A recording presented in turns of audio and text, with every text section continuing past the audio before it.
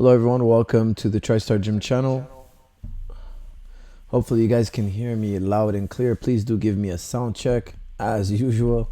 I got a okay, so I think that's referring to the sound, but please guys, just to ease my paranoia, please do tell me that you do hear me correct, loud and clear. Sasa, thank you very much. Thank you for letting me know that the sound does work. Okay guys, I had tried to schedule this podcast, and I had put out a schedule your next live video thing with YouTube. I don't know if it worked. I was scheduling it for 2:45. It turns out I'm doing it at 2 o'clock. Practice finished a little bit earlier than I thought. So hopefully it worked. And for those of you who saw it, please let me know so that way I know it works. But I have a feeling it didn't work, so nobody knew that I was planning on doing this today at 2:45, even though I'm doing it at 2 o'clock. I'm trying to save myself a little bit of time today. Today's video, we're going to be talking about George St. Pierre. George St. Pierre just retired. He retired last Thursday, and I would have loved to do the video on Thursday, but of course, very busy schedules for both me and George on Thursday and every day since then. Okay, so I'm scheduled to do these podcasts now on Tuesdays, and I hope we're gonna have a really good podcast, even though it's a little bit late. George retired last Thursday, and we're a few days past his retirement, but I wanted to sit down and have a nice little talk about George's retirement, answer all your questions, and let's get the ball rolling. We got a super chat by Marco. Let's see what you got here.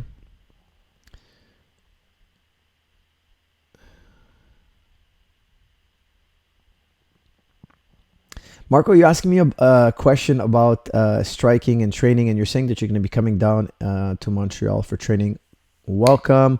Marco, yes, I can help you. I'm definitely going to work with you. We're going to spend some time together. I'm in the gym every day, so we'll look into that, Marco. But for today's episode, I want to strictly talk about George St. Pierre and George St. Pierre's career, his retirement, everything George St. Pierre this episode. So let's get the ball rolling with some GSP questions and comments. I will kick it off also by saying a big congratulations to George.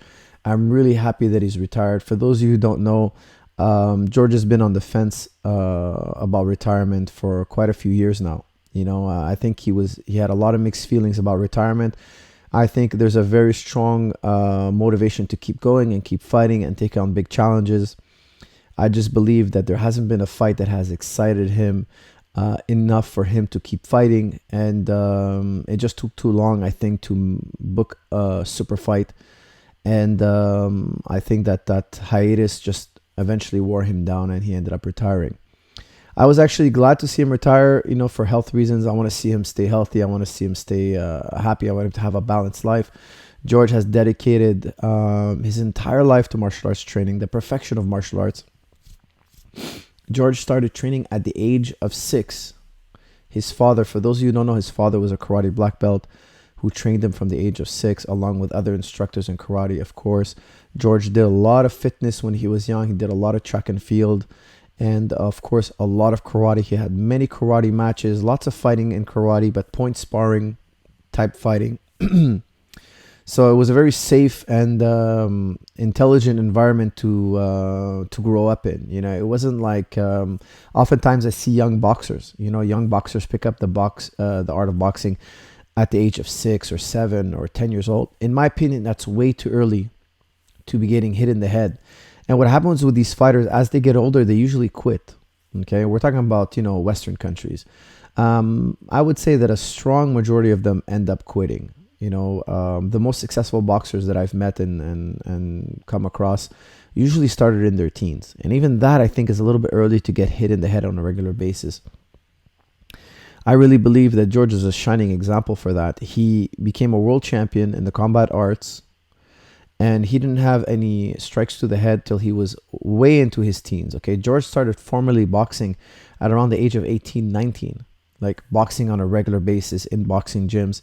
Of course, he had done plenty of striking before that. You know, he had an incredible amount of karate training and traditional martial arts training. So he had the footwork already, he had the punching, he had the kicking, He just didn't have that boxing element where there's a high pace of punching and we're hitting to the head for real. But that was quickly learned in his career. It was very quickly learned because he had already mastered all the difficult parts. So that's just a quick note on George St. Pierre's career. He's a shining example that you could do it in a way that keeps the brain healthy, that keeps the mind healthy. All right, guys, let me answer any of your questions or comments on his career. Congratulations again to George St. Pierre. I'm going to be looking in the chat now for only comments and questions on George St. Pierre's career.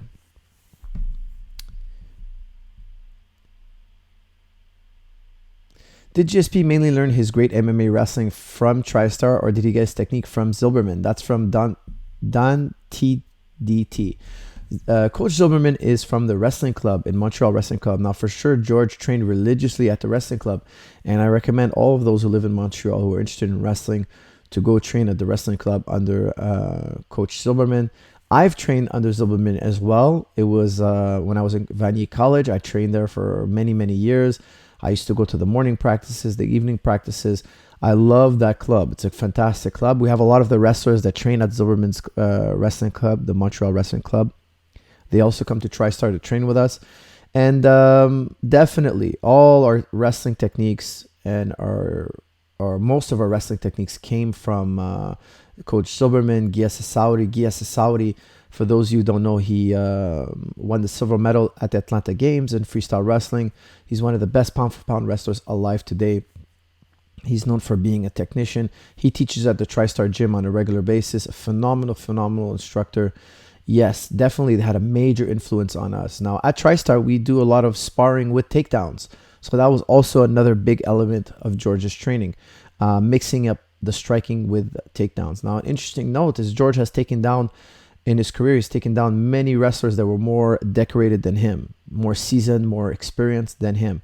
I really believe it had a lot to do with his years of karate training. You know, in karate, you learn a lot about controlling the distance. And George was just a master of controlling the distance. I think he took down guys in MMA that he would have a much harder time taking down in straight wrestling. Excuse me. George was very intelligent when it came to range. And he can get really deep in on a double. Okay, so he can get a really good grip on his double leg. Double legs are not that complicated. The hard part of a double leg is getting in deep on a double, getting that double leg, really surprising your opponent with that double leg. And George was really good at timing his double legs.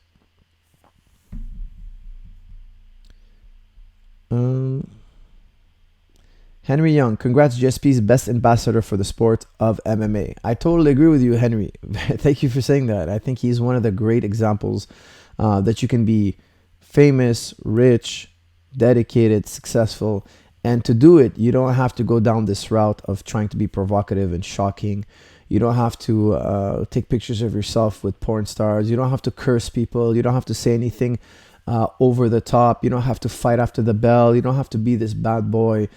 You don't have to act like a hoodlum. You know, I think he showed that. You know, you don't have to behave this way to be successful and make lots of money. I think in the last few years, we've had a lot of, provocative type fighters, and they've benefited from being wild and crazy. And I think, Trump even is such a great example of that. He gets a lot of media attention. He gets a lot of the headlines. He gets a lot of press. Why? Because he's always being so provocative. He's always saying the craziest things.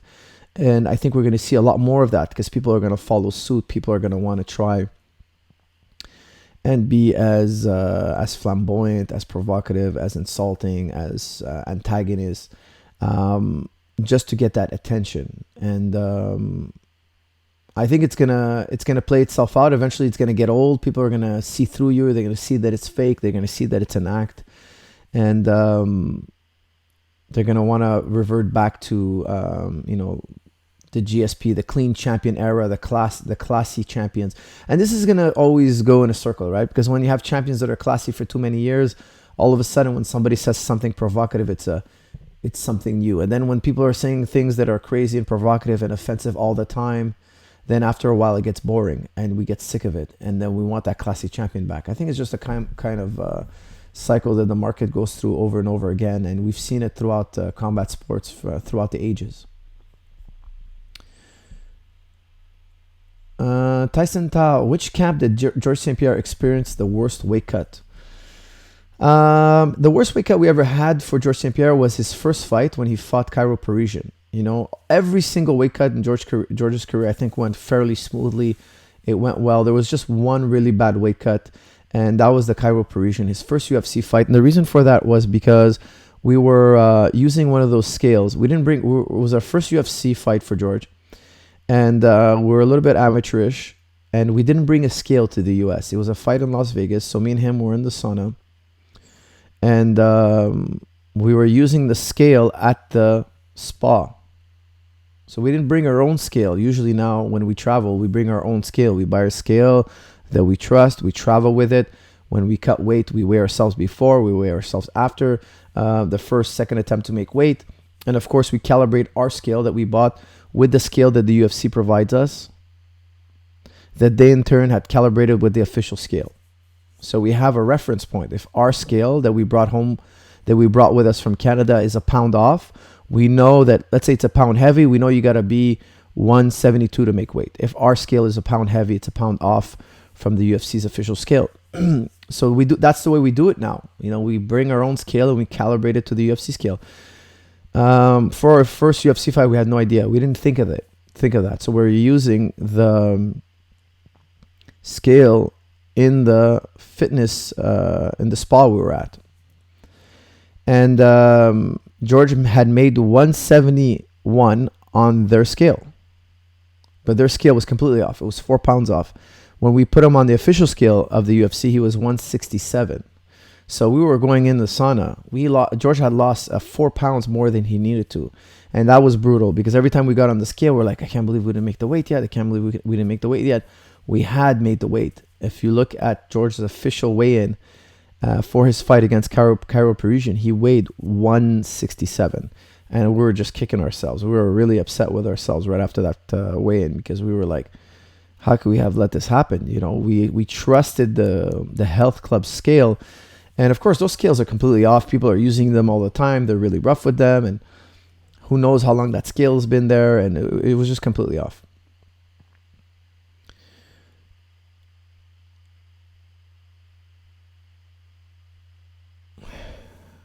Coach, GSP's conditioning program, a resume, please. That's from Diego Mata.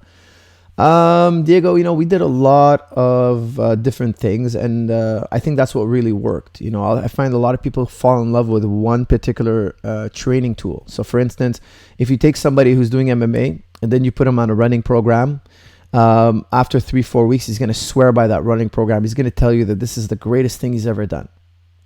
And then when you meet him 6 months later, he's going to be like, you know what, my gains really plateaued. I've been doing the same running program, but I don't feel the same explosiveness. I don't feel the same cardio benefits. I don't feel like the first time I had done it. And then you put him on an Olympic lifting program. Then all of a sudden, he's swearing that his double legs are better than ever. His sprawls are better than ever. His explosiveness is better than ever. And then again, 6 months down the line, he'll tell you, you know what, I feel like my gains kind of plateaued.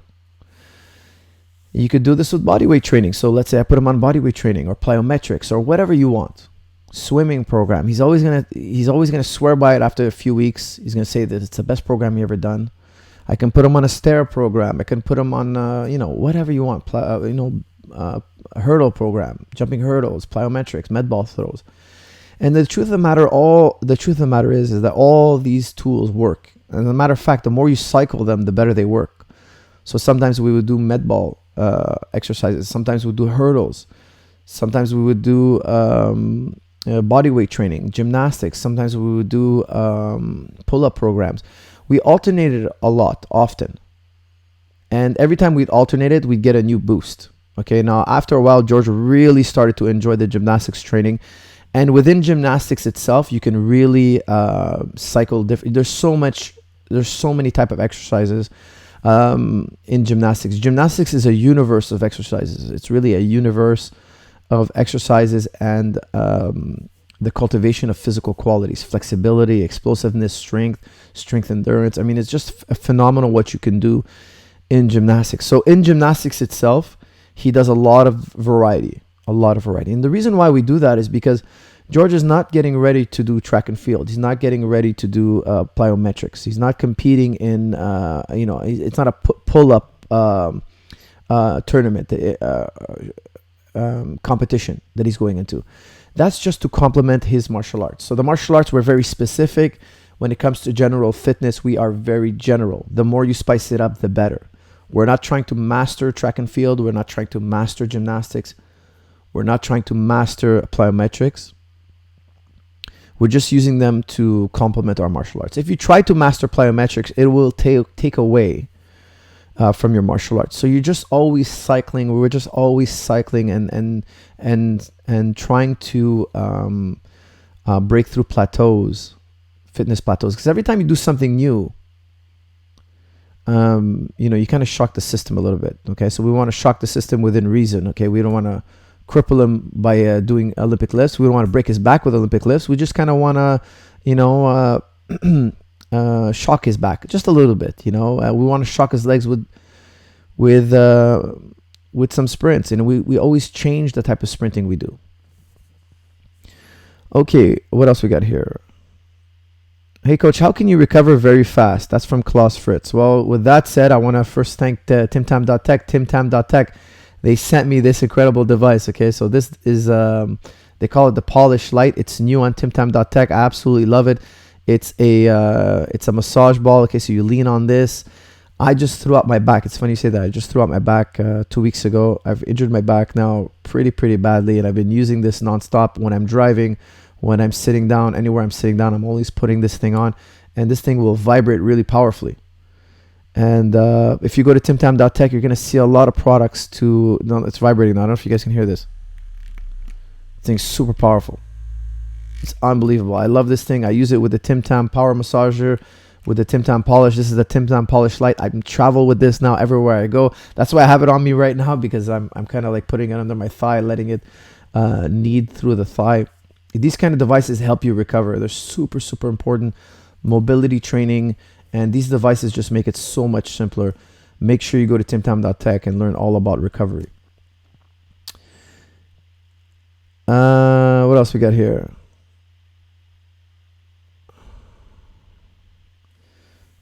Okay, one guy's getting kicked out.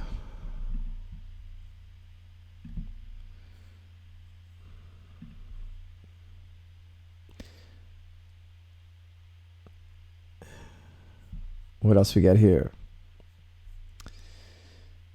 Just GSP versus Habib for the cuddling championship. That's from LG. Oh, LG.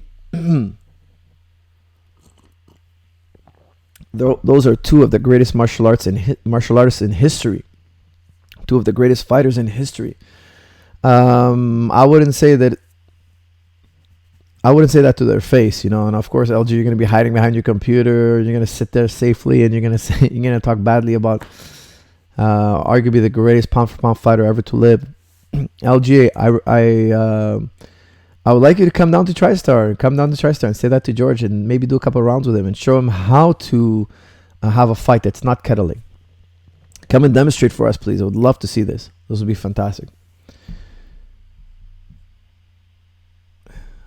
All right, what else we got here? We need some GSP-oriented questions.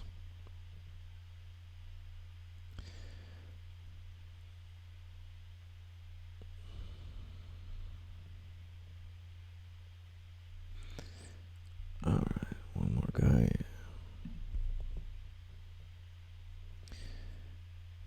All right, LG's got to get a timeout.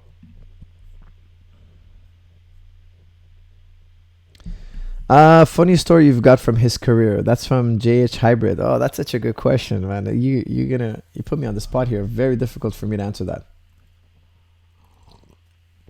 The funniest moment in GSP's career, I think it would have to be his conversation with Nick Diaz before their fight. Nick Diaz and George St. Pierre were on a conference call. Let me see if I can dig that up. It is unbelievably hilarious.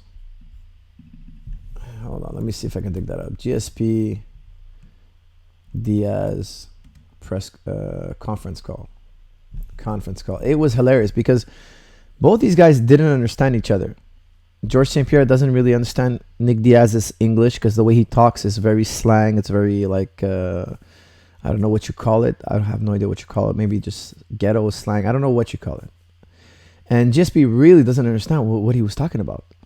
And George's kind of English is really broken. I don't think Nick Diaz understood what he was saying. I understood what both men were saying. At least I believe I understood what both men were saying, and I thought it was absolutely hilarious. Let me see if I can play some of it here. This was 5 years ago. Let me see if I can play this here. Let me know if you guys can hear this. Hold on here. Let's see if I get these button pushing.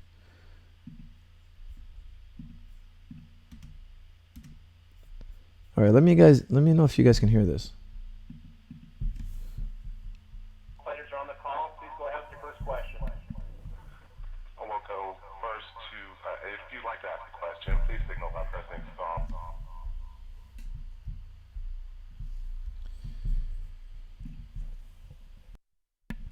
Okay, guys. Hold on a second. Malfunction here.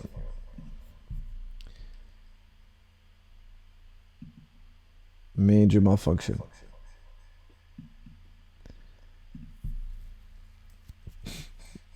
That's what you get when you try to push the buttons, and you didn't go to button pushing school. Okay. Okay, guys, I messed that up. I apologize. What happened in that call? Nick Diaz was calling him a mother effer, and George St. Pierre thought that meant that he was accusing George of having sexual intercourse with his own mother. That George St. Pierre himself was having sexual intercourse with his own mother. During the press conference, Nick Diaz referred to George as a mother effer. George did not understand what that meant. And I had explained to George after the call, I said, George, what he was basically saying, it's like kind of like he's calling you, hey bro. He ain't saying that you're literally having sexual intercourse with your mother. Now, when Nick Diaz said that to George, George flew off the handle and kind of got really upset with him and just started cursing, like not cursing him back, but like really was getting upset with Nick Diaz. He thought Nick Diaz had gone way too far.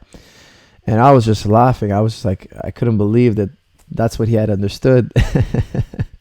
And there's a lot more to the call. I haven't listened to that call in years, but I remember us making fun of that call over and over again because there was so many misunderstandings during that call. It was absolutely hilarious, but that one stands out immensely for me.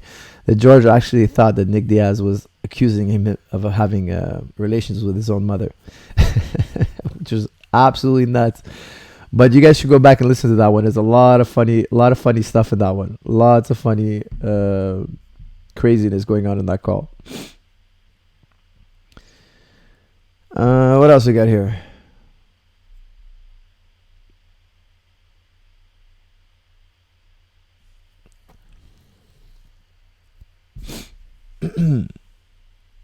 GSP left 1.5 years before USADA testing started. Well, that's not necessarily true, Samson. Look, he came back for USADA testing, and he also was tested himself by VADA. He volunteered himself to be tested. He paid for his own testing. So he was tested. He started that trend. He started the trend of testing. So he had asked Johnny Hendricks, hey, let's keep this sport clean. Let's get tested. Me and you, I'll pay for it. Johnny said he wouldn't do VADA. He would only do USADA. Then I went public and I said, look, I'll pay for USADA. George will pay for VADA. Let's do both USADA and VADA. And the Hendricks camps wouldn't have it. The UFC wouldn't have it. They wanted only USADA or nothing. There were issues with USADA because USADA releases the tests only to one party. We wanted the tests to be revealed publicly no matter what the result. Whether there's a controversial result or not, VADA was going to test the results publicly no matter what the result. And that's how we wanted it done. And there were other few stipulations, but at the end of the day, we had agreed to doing both. And I volunteered to pay from my own pocket. So it was George paying for VADA. I volunteered to pay for USADA. And that was rejected. So we were policing ourselves. We were testing ourselves. Don't forget that. It's very important to remember. And George had done it, I believe, for the fight before Hendricks as well. He was trying to create this trend where people get tested, volunteer to be tested, pay for yourself, pay a third party that's going to come in and police you. And we did it. We did it before USADA even started.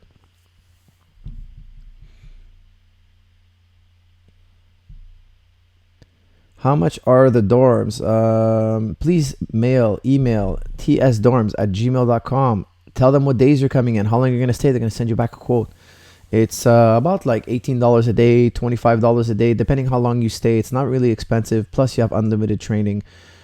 People from all over the world come and travel and stay at the dorms. So check it out.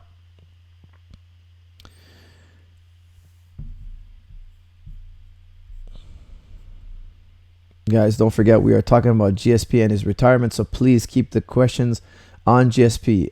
Favorite GSP fight? That's from Yo-Yo. My favorite GSP fight is UFC 94 when he took on BJ Penn, champion versus champion. BJ Penn was the lightweight champion. George was welterweight champion. We had that prime time going on. They were following us with cameras for 30 days before the fight. There was a back and forth weekly between George St. Pierre's camp and BJ Penn's camp.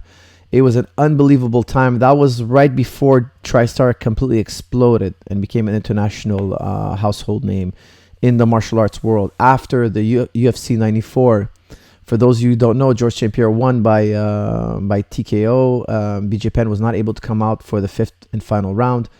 They pulled the plug on the fight in between rounds. BJ was not responsive. George had to win every round. Every round was getting more and more offensive from George. It was just really a one-sided fight. It was a masterful game plan that George executed beautifully. He went in there and he fought incredibly well. It was a very, very hyped up fight. And soon after that, Tristar became a household name. We started working with all sorts of trainers from all over the world. Athletes were traveling to Tristar Gym on a regular basis. And it was just an incredible time for us, incredible time of growth. And it was an incredible adventure because the BJ Penn fight was a phenomenal challenge. BJ Penn at that time was considered, I think he was ranked probably like, he was no doubt in the top 3 pound for pound fighters. It was between him, Anderson Silva, BJ Penn. Those 3 names were the best pound for pound names on the list. Of course, there was Fedor as well. We can't forget Fedor, but Fedor was fighting in Japan. In the UFC, the 3 pound for pound best fighters was George St. Pierre, Anderson Silva, and BJ Penn, and we had 2 of them meeting up in the octagon. It was a phenomenal fight. One for the ages. It was champion versus champion. I think it was the first time they had 2 active champions in the octagon together, if I remember correctly. Incredible fight, incredible performance. That was the explosion of Tristar. And the beautiful thing about it is we were really the hardcore knit group. Today we have people from all over dropping in and coming, but back then we didn't have that. Tristar was very small. We didn't have the cage. We had such a small amount of resources, and we pulled together and we made it happen. And it was really local fighters, but it was the guys we grew up with. It was the biggest challenge we had, and we really pulled together. And that victory spawned the birth of many careers. People started coming in and traveling, and it just exploded. That was a time I'll never forget. What else we got here?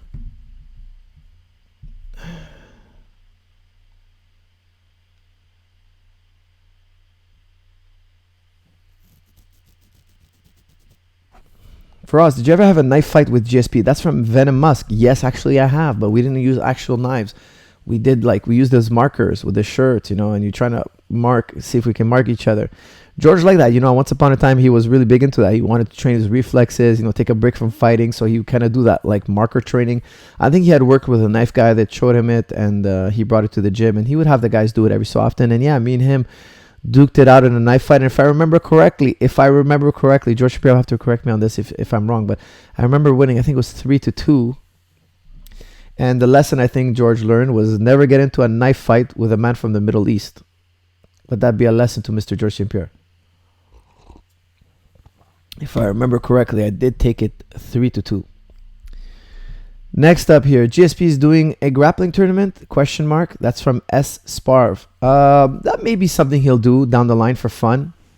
It wouldn't surprise me. Maybe he does a super fight in a grappling match. Maybe that'll be great. Maybe him and Anderson Silva get in there, do a great grappling match for fun, put on a show for the fans. I don't know. But definitely George loves wrestling, loves jiu-jitsu. I don't think he'll ever stop doing wrestling and jiu-jitsu. I think he's in it for life. So he might get that itch, to get in there and just compete for fun, And I think it might be less complicated to put together a grappling match than an MMA fight.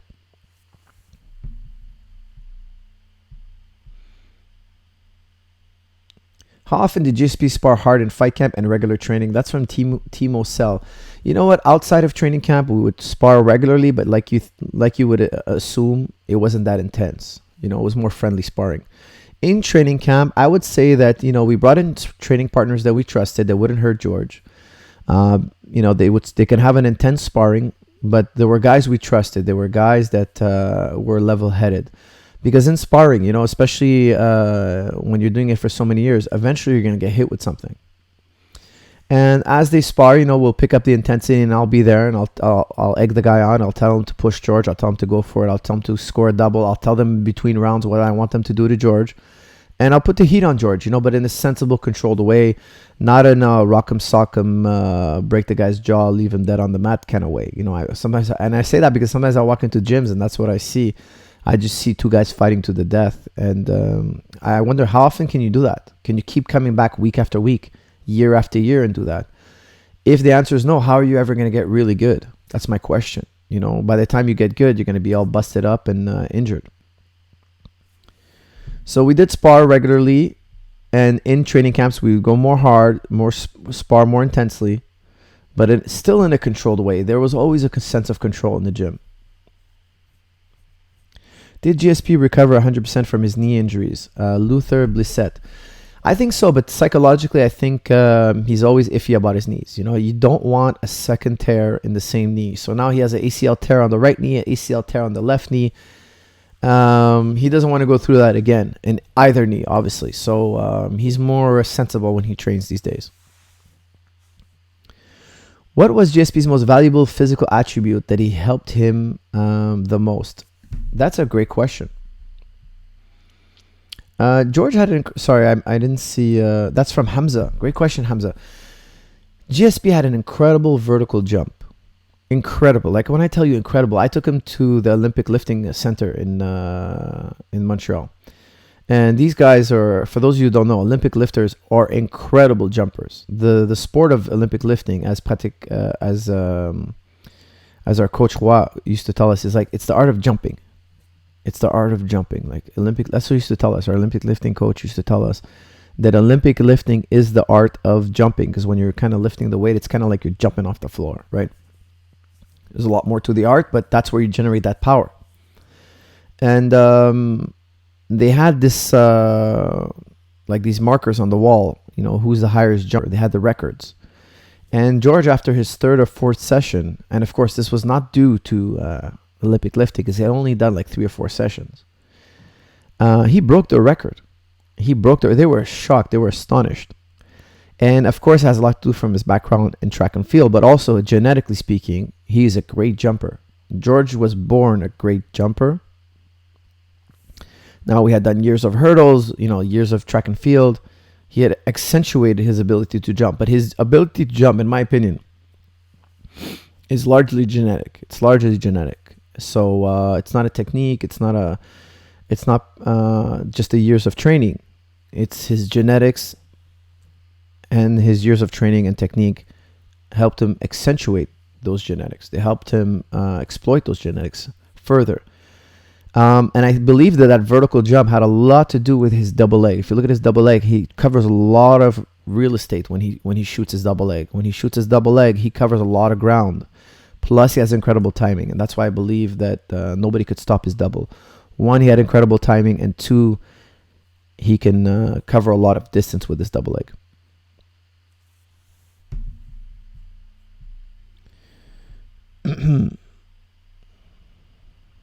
Coach, why didn't GSP offer to fight Tony Ferguson since UFC didn't want to make the Habib fight? That's from Ashmir.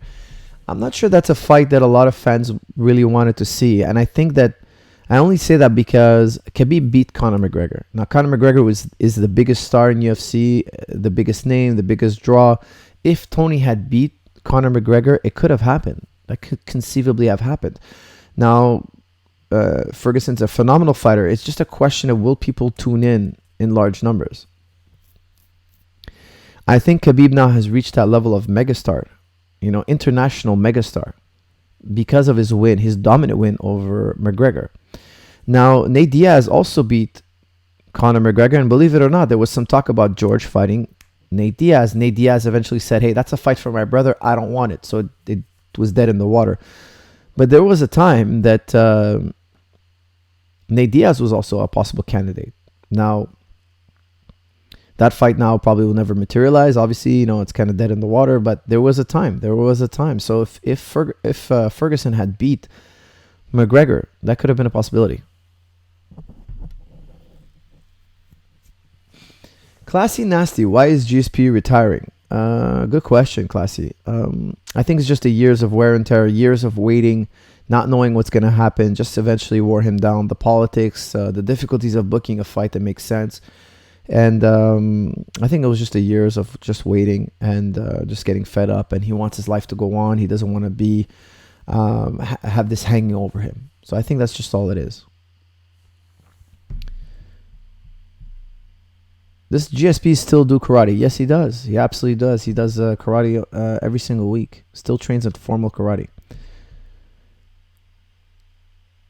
What did George say about meeting Khabib in Moscow? That's from Pavan. Yeah, he loves Khabib. Khabib's a great guy. I've met Khabib many times. Khabib is a gentleman. When George went to Moscow, Khabib took very good care of him. Khabib is a very hospitable human being, very well-mannered human being, respectful guy. And George has nothing but positive things to say about the guy. Nothing, honestly. Nothing but positive words. Very gracious host, from what I understand. And if I'm ever in Moscow, I'm going to ring up Khabib and hang out with him.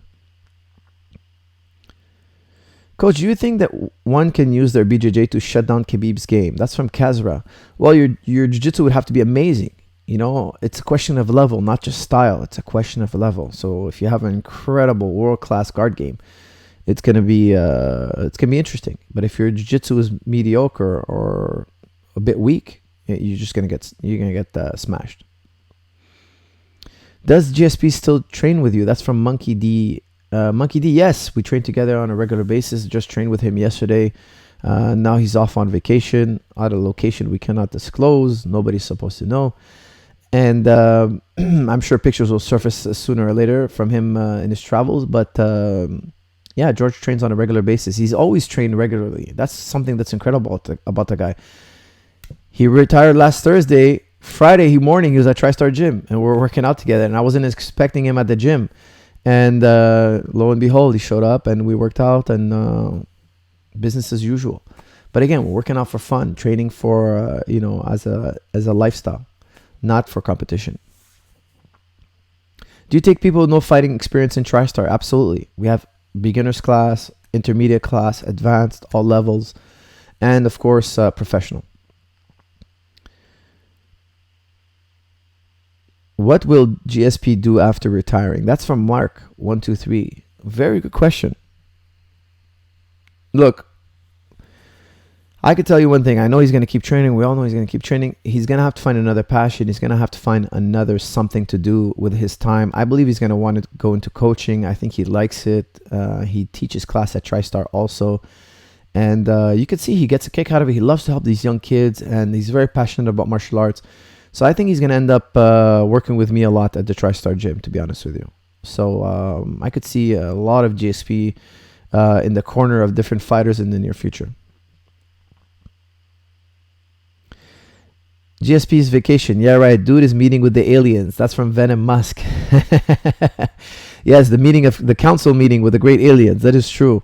George is somewhere out there meeting with the alien council. For us, how do your game plan GSP for fighting with Khabib?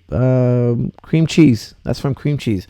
Well, I think the one thing that's going to hold Khabib back with a fight against GSP is that they're going to be very even in the wrestling. There's going to be back and forth. I think they both can stop a lot of each other's takedowns. It's going to come down to the striking. Quite often, two good seasoned wrestlers, it comes down to the striking quite a bit. And I think George would edge him out, at least edge him out with the kicks. I think GSP's boxing is quicker. He has more years of boxing, I would say. But the kicks is going to be a major difference of kicking ability between the two. And I think George St. Pierre with the side kick, back kicks, lead kicks, all those things. They'll just open up the striking for him, and it'll allow him to box and kick more. And I think he would at least have the dominance there.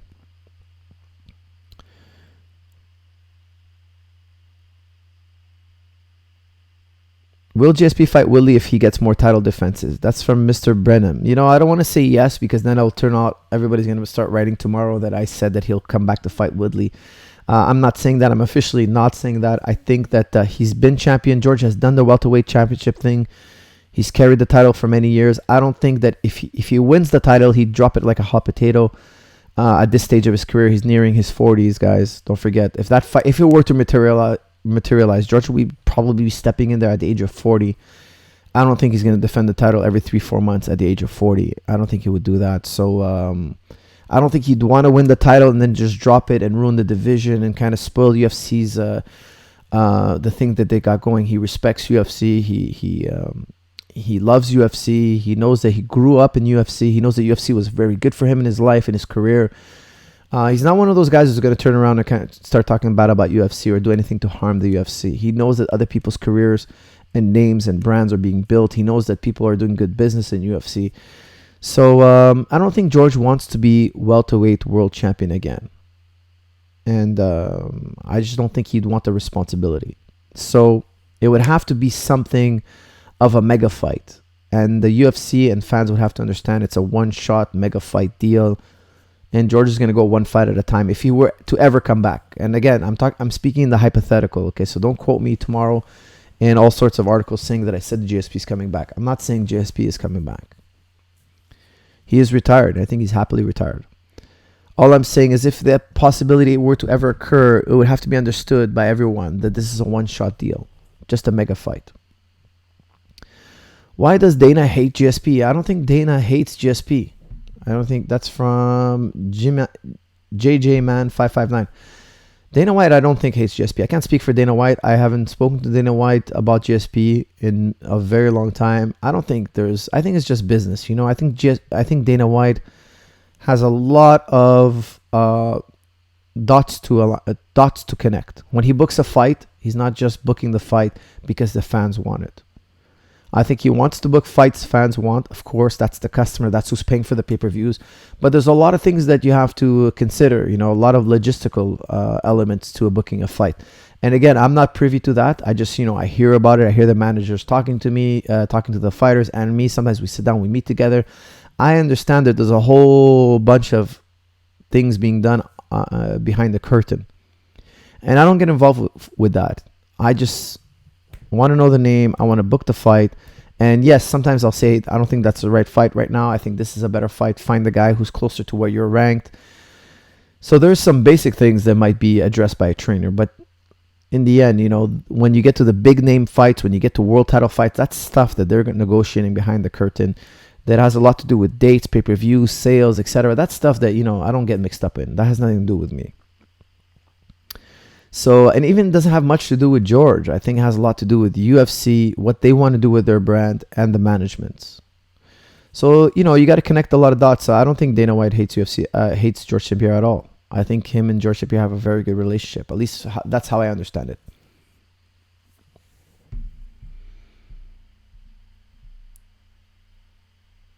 GSP versus John Jones. How do you see that fight going? That's from Omar. Omar, I've seen them spar. For those who don't know, John Jones used to train with me back in the day before he became a megastar. And listen, I've seen them spar, and I have that footage somewhere buried in my huge library of sparring footage. That footage will never be released, of course. It's going to be buried forever.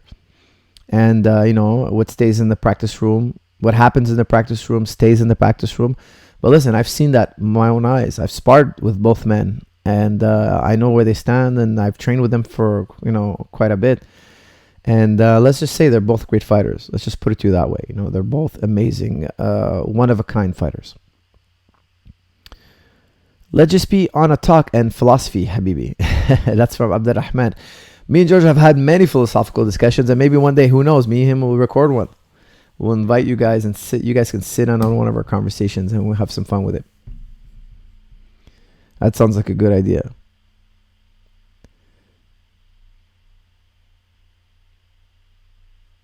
GSP versus Daniel Cormier in an eating contest. That's from George P. You know what? George is not that big of an eater. I would put my money on Cormier. I would bet anything that Cormier wins. George actually surprisingly doesn't eat that much on one sitting. Like, I'll eat more than him. However, he does eat often. Not right now. Now he's on a kick of fasting. But like classic GSP, when GSP was fighting, he would eat often, but not a lot. Like, he didn't have a major appetite, but he would eat often.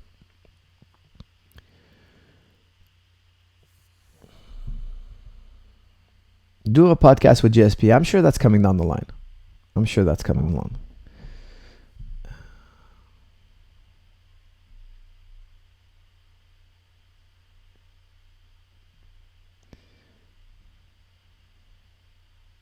Guys, don't forget, we're talking about GSP. This is a Ask Me Anything on GSP's career. He had a brilliant career. This is my special video addressing that. So I want to keep the topic on GSP and his retirement.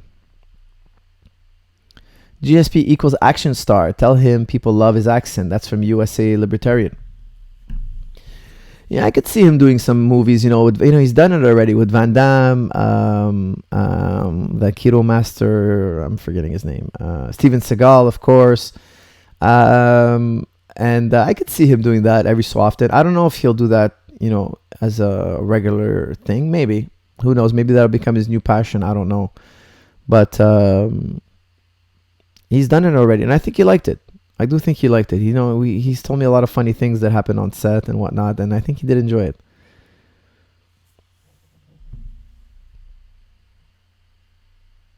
Hi, sir. Would GSP fight Conor McGregor as his final fight? That's from Ronnie Perez. Well, that's possible. If Conor McGregor comes back, wins a lightweight title. Again, I feel that if I say this, everybody's going to start quoting me tomorrow in all the papers. I'm not saying GSP's coming back. Okay, guys, I'm officially telling you that GSP's never coming back. But if McGregor, here's one of the 1% possibility that George might come back. Okay, let's say he's 99% retired. If McGregor goes on a tear, wins the lightweight title, then they have a 165 title, and McGregor agrees to that or whatnot, and we have a new mega fight or something, a mega fight. Yes, but not after McGregor just suffered a loss. Now, it's not dead in the water. McGregor could always come back. Could always come back to win a title. He's a very smart guy. He's going to go back to the drawing board. He's going to perfect his art. He's going to fix what's broken. He's going to make things right. And he's going to come back and try again. I truly believe he's going to come back and try again. And if he's successful, who knows? Who knows where things can go? You said that GSP would beat Habib by using kicks on aerial. That didn't work for best kickers in the division. It wouldn't happen and wouldn't happen. That opened up George for takedowns. That's from Brandon Weber. That's a good... very good observation, Brandon. Thank you. You're right. When you kick, you're more susceptible to takedowns. Well, here's my answer to you. There's certain type of kicks that don't make you susceptible to takedowns, and George knows that very well. Okay, so George wouldn't go low kicking. He wouldn't go low kicking in certain circumstances. Now, there's ways to throw low kicks that you won't get taken down. And George is very, very intelligent when it comes to kicking and not getting taken down. Now, if you look at George's past fights, he has kicked many great wrestlers successfully without getting taken down. Koscheck, Matt Hughes, Frank Trigg. He's kicked many, many great wrestlers. He kicked also Hendricks quite a bit without getting taken down very often. He got taken down, I believe, a handful of times. Okay, but Hendricks is a totally different animal, totally different type of takedown. And you're right, there was some kicking errors in that fight. And when I reviewed the tape, there were some kicking errors on GSP's part. We have cleaned it up ever since. And believe me when I tell you that George will be kicking in a very intelligent way, and I think would edge out Khabib. GSP should try to get an Olympic gold in wrestling for Canada in 2020. That's from Chris Klitu.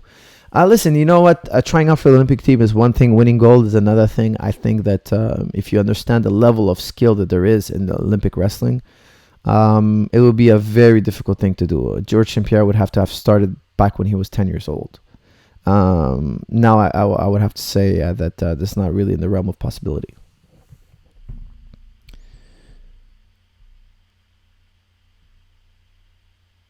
GSP and EBI grappling. That's from Lena Mehta. Well, that's not impossible. I think he could enjoy doing a sub only, but I think you'd rather do the point system or do a no time limit sub only type thing where there's no overtime There's just him, another competitor, and that's it.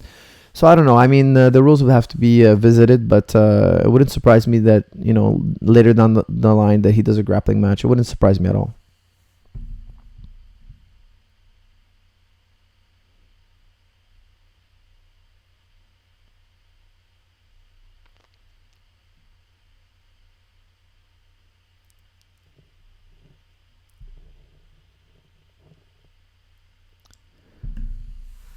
All right, let's see what else we got here. Did GSP start training with Danaher after or before Matsara lost? That's from Quinn. Georgia and me both started training with John Danaher when we were just blue belts. Okay, so that was way before his Matsara fight. Okay, so when he fought Matsara, he was no longer allowed to go to the Renzo Gracie Academy to prepare because that's Matsara's home. So that was the one camp we did not work at the Renzo Gracie Academy. But every camp before that, all his UFC fights before that and after that, we trained with John Danaher. And I believe except for... No, even including the Cairo Persian fight, George's first fight in UFC, I do believe we were working with John Danaher already back then.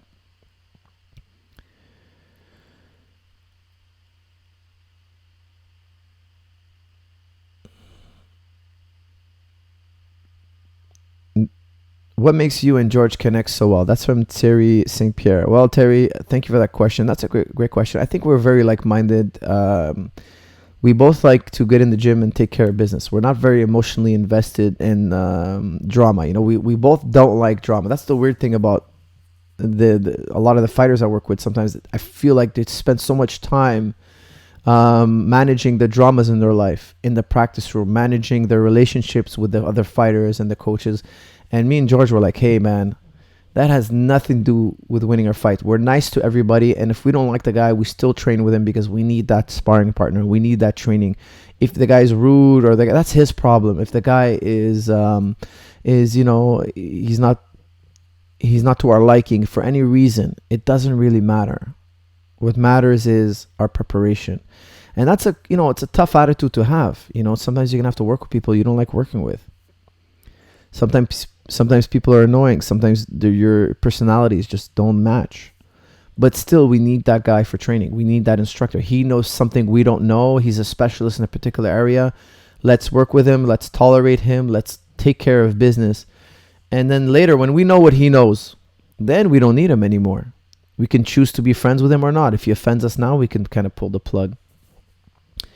But always in a respectable way. Always in a polite, good way. George was he has good manners, and I appreciate good manners. I'd hate to work with people with bad manners, but if I have to work with them, I will. If they know something I don't, I will bite the bullet and do it. And I think that's something that we always had in common. And me and him were very courteous to one another always. So sometimes we would work with people that were kind of like selfish, self-centered. The universe revolved around them. That relationship is going to last only for so long because at the end of the day, relationships have to be reciprocal. And I feel that me and him were always very courteous to one another. And we always had the same goal in mind. What's the best thing we can do today to win our fight tomorrow? That was really the question that we were asking. And at the end of the day, because we were both in harmony, asking that one question, because we were like-minded in that sense, we always got along. There was no reason for us not to get along. We were both rowing in the same direction. Is there people who don't like GSP? That's from Frederick. Of course there are people who don't like GSP. Of course there are people who don't like me or GSP. You're always going to find people that don't like you. That's just a fact of life. And me and GSP over the years have found a good handful of people that don't like us. Now, the weird thing is that we have a small amount of people that don't like us, I would say, because like one thing that's always surprising is people always reach out to me, fellow YouTubers that I come across. They always tell me when they check my channel, they're shocked at how so little hate messages I get. And GSP also gets very little amount of hate online. Very little amount of hate. Because I'm always surprised when I get hate. I'm always a bit surprised, what's up with this guy? But supposedly it's like a bloodbath online or comments. And sometimes I go on other channels and I look at the comments and it's like, this artist or this performer or whoever he is, he's giving you free content. He's building this incredible network of entertainment for you. And people just kind of go there just to hammer him and give him hate. And it's It's always mind-boggling to me why people sit behind their computer just to go out there and hate. But I guess it's a catharsis for most people. I think it's entertainment for most people, but we definitely get our share. But suppose from what I've been told, it doesn't happen very often to us. Have you any insights on why George is completely ignoring legitimate welterweight threats in Askren and Woodley? Both could go on to be looked as the GOATs. How would GSP beat them? Brandon, nobody's saying that they're not legitimate. Of course they're legitimate. Can they beat the GOATs? Well, of course they can. You know, if they keep winning and they beat the who's who and they go on a major win streak, and for sure, absolutely. You know, records are made to be broken. There are other generations that are going to come up. They're going to see what the generations ahead of them did, and they're going to surpass the generations ahead of them. Of course, you know, George surpassed Matt Hughes, but Matt Hughes had a lot to do with that. George studied and looked at what Matt Hughes does, and he was like a Matt Hughes 2.0, 3.0, 4.0 over the years. And the generations coming up are going to do the same thing with George's career, Matt Hughes' career, Woodley's career, Askren's career. And it's just normal. You know, they're going to be phenoms coming up, either, you know, in the later generations. Who's going to be considered the GOAT? Who knows? You know, who knows? That remains to be seen. But George is not ignoring them. It's just not George's time anymore. The man is nearing 40. He's done that. One day Woodley's going to retire, and the younger generation behind them are going to call him out. Why? They want to build their name on his name. He may answer that call. He may not. It's all a question of timing.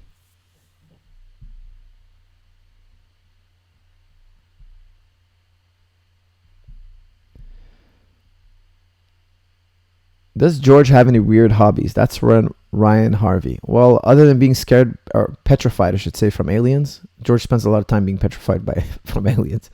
Other than that, he loves dinosaurs, anything that has to do with paleontology, human history, anything that's old and ancient, prehistoric. George is fascinated by it.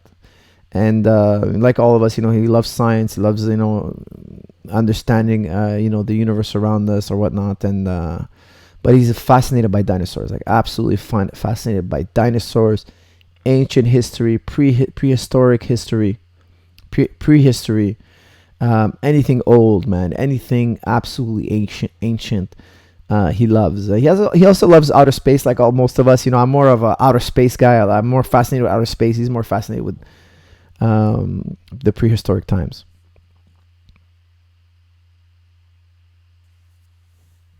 How did Gsp become so adept in wrestling, even though he started late? That's a very common question I get quite a bit. He was a super athlete.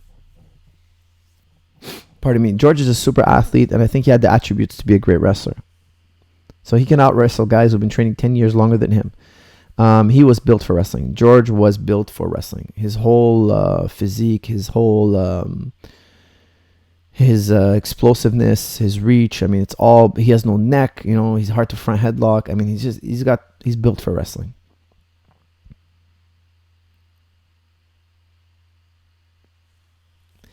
USA Libertarian. I want to watch Gsp do anything except fight. He could host a Discovery Channel.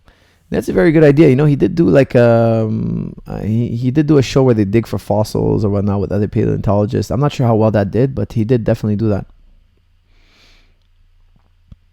Okay, guys, don't forget we're keeping this on GSP. So for those of you sending in super chats, make sure you send them in on. Make sure it's a GSP question.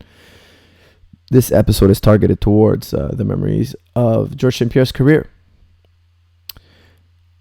Does GSP know about the flat Earth? Agents like Joe Rogan and Eddie Bravo that push it affect attention from 9/11 truth. Not sure what you mean by that, Supreme Lord, but yes, he's heard of the flat Earth. You know, we have all heard of the flat Earth. George believes the Earth is round. You know, he like everybody else. You know, he gets a kick out of hearing about these crazy theories and their proofs and arguments. It's fun to listen to, but I think 99% of people in the world, including Eddie Bravo and the flat Earth advocates, they all believe that the Earth is round. I don't think really anybody truly believes the Earth is flat. In their heart of hearts, they believe the Earth is round.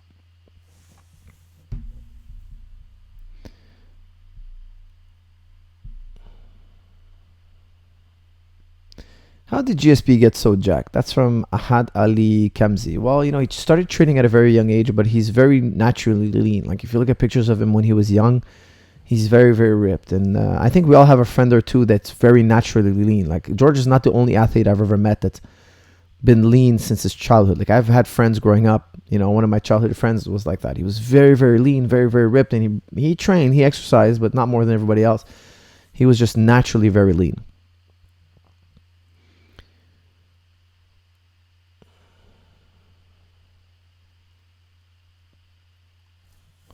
What else we got here, guys? Keep questions on GSP, please. What is GSP's favorite aspect of MMA? That's from user. I think he likes it all. I think at the end of the day, he likes to spar complete MMA. I think that's also my favorite aspect. You know, you do jiu-jitsu, you do wrestling, you do striking, and then the days where we spar and put it all together, that's the funnest. Honestly, that is absolutely the funnest. We take the guy down, then we're transitioning to a ground fight. We're punching, we're kicking, we're getting back up from the ground, and then it just continues. Then there's a cool wrestling scramble. And as you're throwing the guy, you're putting him right away in the darts. And there's this dynamic of blending all these arts together. Those are always the funnest sparrings. They're absolutely the most fun part of sparring. You know, you get sparring in jiu-jitsu, you get sparring in striking, you get sparring in just boxing. But the best of the best, the ultimate is when we put it all together. And I think if George was here, he would agree with that.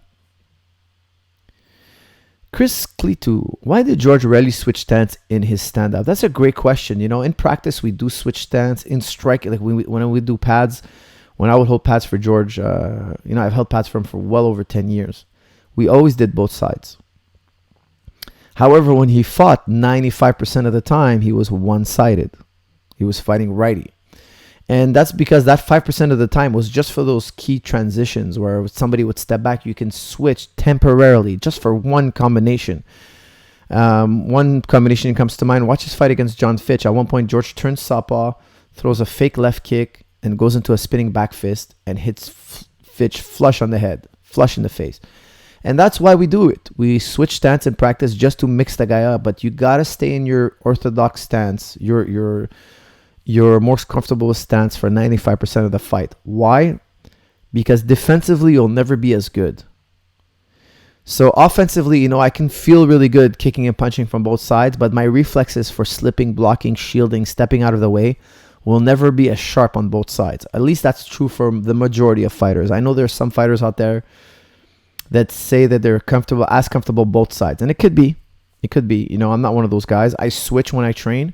However, when I spar, I switch very, very little. And that's just to give me an edge on offense. But on defense, I'll never play southpaw for too long. Okay, so that's just a little tip for you guys.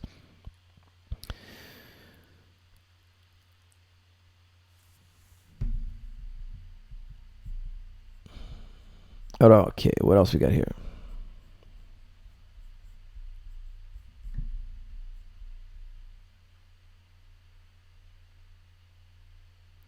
Where's GSP in the all-time MMA top 10? I would say he's number one. That's from a question from Ryan Vega. I would say he's number one. You know, the other names that are close to George or could surpass George, they didn't pass USADA. So for me, if you fail USADA, if you fail the drug testing, you're out. We cannot give you the benefit of the doubt anymore. So George has passed all his tests. You know, like if you get tested positive for drugs or anything, they take away your gold medal. I think it should be the same. Why? I'm very, you know, I know a lot of you guys are not going to like what I'm going to say. I'm very strict on this. Why? Because we're not playing golf out there. These men are hitting each other. So if you get all steroided up and then you go and you punch a man in the face, for me, that's so ethically wrong.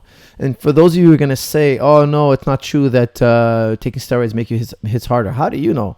You don't have a controlled double-blind study that proves that. You don't have that. There's no such study. When you're fighting, you're so paranoid about anything your opponent might do to cheat that if I were to tell you, hey, that guy, by the way, you're fighting tomorrow, he's on a lot of steroids. He has 10 times more testosterone than you do.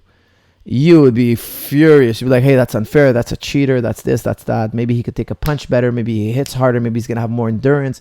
There are so many things that steroids can do to make you more effective at harming me. Why on earth would I want you to be on any type of substance?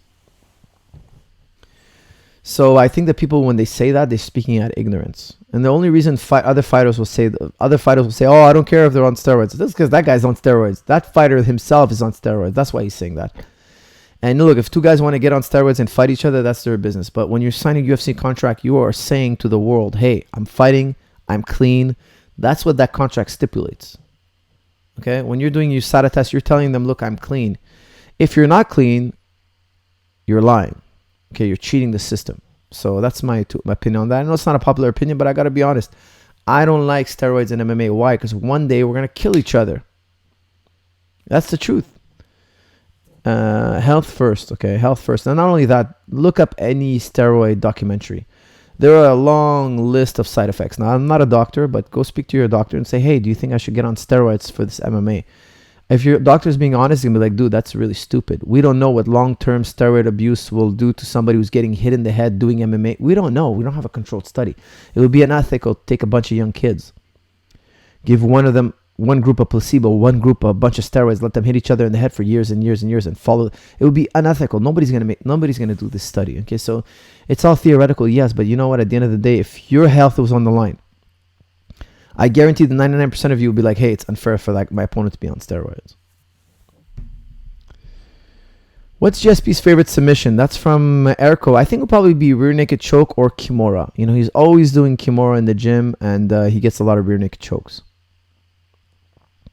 What does Gsp do after sparring and fighting to prevent brain damage? Onyx, that's from Onyx Junes.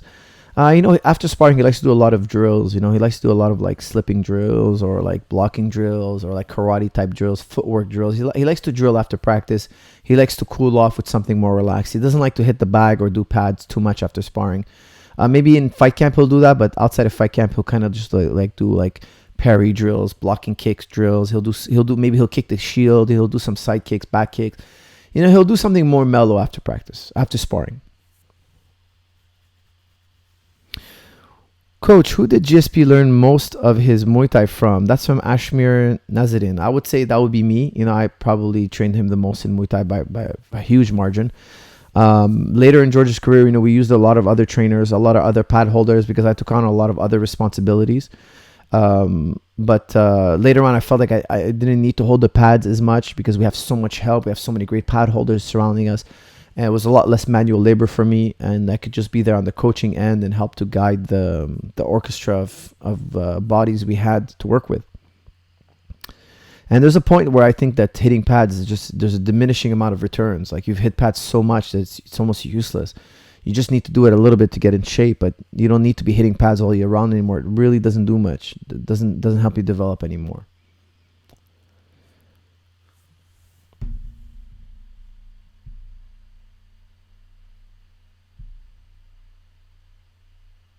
Did Gsp invent the Superman jab? That's from Morani Perez. No, that's actually a very popular maneuver in karate and traditional martial arts. He did not invent it, that's for sure. He just popularized it in MMA. He was the first one to really do it on a regular basis in MMA. And but it's a classic maneuver, a very classic maneuver.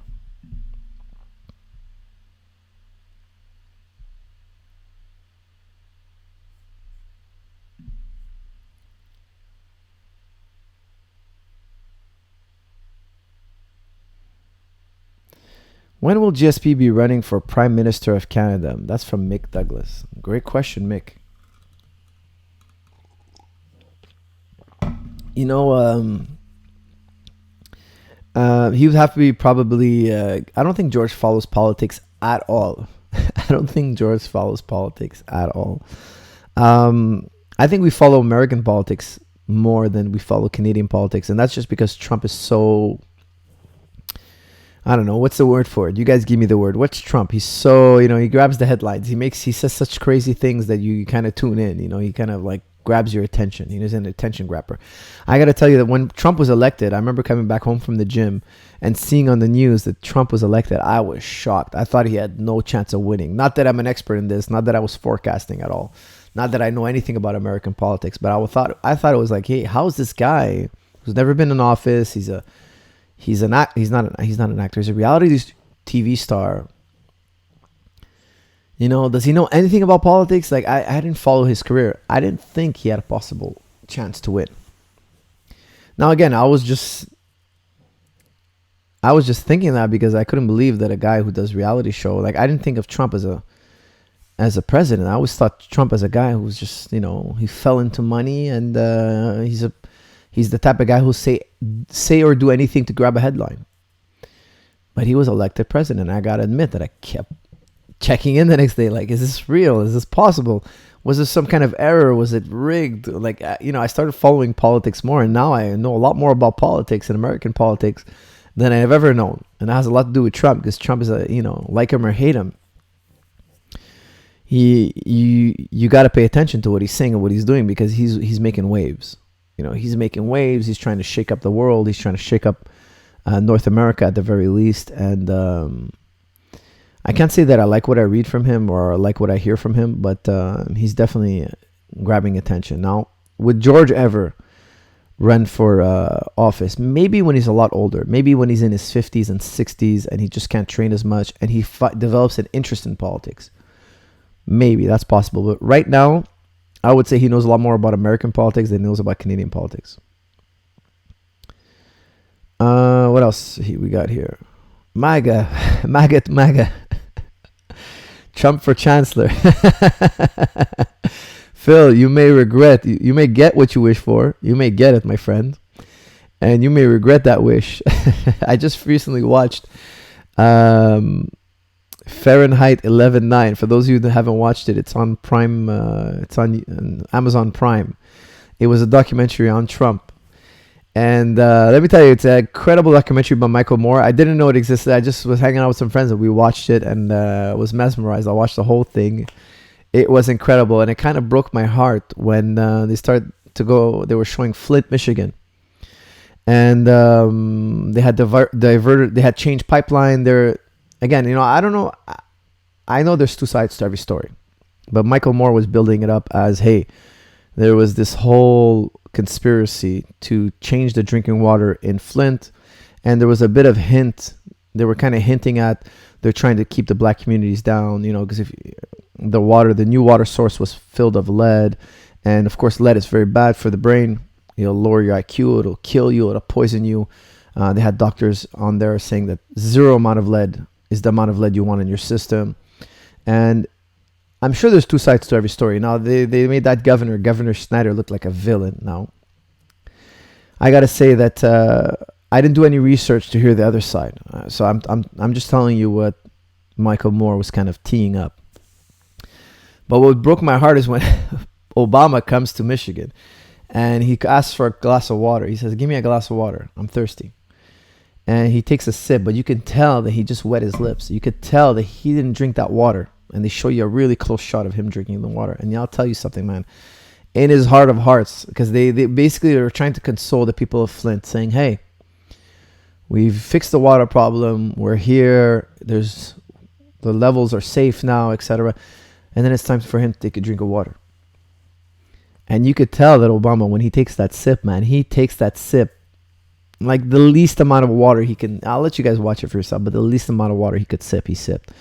And I was really taken aback, because I was thinking, you know what, at least Obama, he's the guy we're going to have more chance to hear him be honest, be open, be transparent. But I felt that he was being disingenuous. I felt that he was being dishonest. I felt that he didn't believe that water is safe. And these poor kids, these poor families are drinking that water. That's what really tilted my opinion towards Michael Moore. That he's not trying to be, he's not trying to hype up his movie. He's actually being serious, because at the end of the day, when it came down to take a sip, when it came down to prove what you truly believe, Obama showed, in my opinion, at least in my opinion, that he does not believe that water is safe to drink. Coach, how humble is Gsp as far as learning from a student? International review. George is one of the most humble fighters I've ever seen. George is one of the most humble fighters I've ever seen. It's not uncommon to see George ask one of the purple belts a question on jiu-jitsu, because that purple belt, maybe he's incredible at armbar. I got one of my purple belts. He's like an armbar genius. And George will go up to him and say, hey, can you show me that armbar? Can you show me how you do that? That's really slick. But George is a world-class black belt. George is like an elite world-class black belt in jiu-jitsu. Forget MMA. He's a master of jiu-jitsu. And he doesn't see it as beneath himself to ask somebody who's an expert in that one particular position. And he does it all the time. and I find that commendable. And I learned that from George. You know, I'll ask my students now. You know, some of my students develop positions so well that I'll ask them, "Hey, show me how you do that." And I think that's very intelligent. It's a very intelligent approach. For us, can a drop kick be effective in MMA? That's for more. Yeah, you know, anything can be effective if you surprise your opponent. Not something you're going to do very often, but if nobody's expecting it and you do it, you can surprise somebody, sure. Est-ce que Georges suit la carrière de Dave Leduc, Letway guy? That's from David Alexander. For those of you who don't know, there's a fighter named David Leduc. He's a Letway champion. Letway is it's kind of like Muay Thai, but you're allowed headbutts. And it's not done with any gloves. They kind of wrap their hands with like a bandage. And it's really hardcore fighting. Okay, so it's headbutts allowed and bare knuckle. And it's just devastating fighting. David Leduc is a Quebecois fighter who's champion in Burmese. I believe he's the Burmese champion. And I don't think George knows who he is. George doesn't follow Letway. And I do. I know who Dave Leduc is. I've watched his fights. You know, I've studied Letway. I kind of watch it every so often. I watch all the fighting. You know, I'm more of a connoisseur than George when it comes to international fighting. I think George only follows key fighters that he's mimicking. I don't think he fights the way Leduc does, so maybe he won't really watch those kind of fights. He'll kind of fight guys that he wants to take something from. Now, Leduc has a lot of nice Muay Thai techniques, but I think George kind of modeled himself after different fighters. So I'm not sure he's familiar with Letway. Will Gsp ever do any kind of seminar in New York? That's from Jackie Chan. Yeah, I'm pretty sure he would. I think that will come down the line anytime.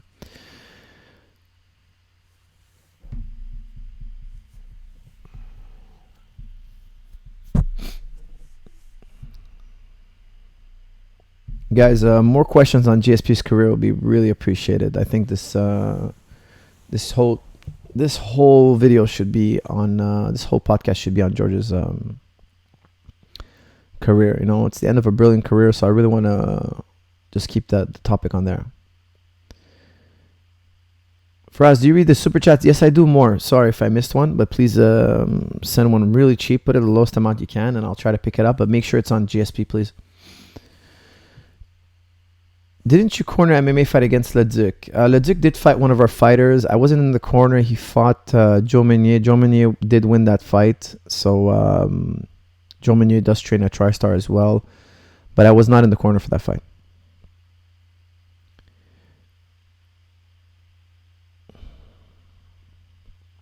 Who is GSP's favorite fighter? Wow, that's a good question. That's a question from Brian Garber. Wow, that is a really great fight. I think the one fighter he looks up most to is Raymond Daniels. Raymond Daniels, I think, is a fighter he absolutely loves. Stephen Wonderboy Thompson. Those are the styles he really, really admires the most. And I think they fascinate him the most. When will the GSP video game come out? That's from Venom. I don't know. I don't think there is a video game coming out. I'm not sure. If any of you gamers out there are making a GSP video game, reach out to him. I think now's the time. Now's the time to make a nice GSP video game.